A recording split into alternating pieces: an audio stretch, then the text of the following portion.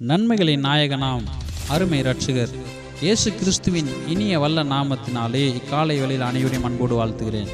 இன்றைய திருவசனம் ஆதியாகமம் 32:9. உனக்கு நன்மை செய்வேன். அன்பு மக்களே, நம்முடைய ஆண்டவர் நன்மைகளின் நாயகன். அவர் நன்மை செய்கிறவராக சுற்றி திரிந்து ஊழியம் செய்தார். அவர் இந்நாளில் நமக்கு வாக்கு கொடுக்கிறார், உனக்கு நன்மை செய்வேன் என்று. கர்த்தர் சொன்னதுதான், வாக்கு மாறாதவர். நன்மை செய்வேன் என்று சொன்னால் நிச்சயம் அதை நிறைவேற்ற வல்லவராக இருக்கிறார். நம்முடைய தெய்வம் யாருக்கும் தீமை செய்ய மாட்டார். தீமை போல தெரியும், பிறகு புரியும் அது தீமைக்கல்ல நன்மைக்கு என்று. கெட்டது போல தெரியும், பிறகு புரியும் அது கெட்டது அல்ல நல்லது என்று.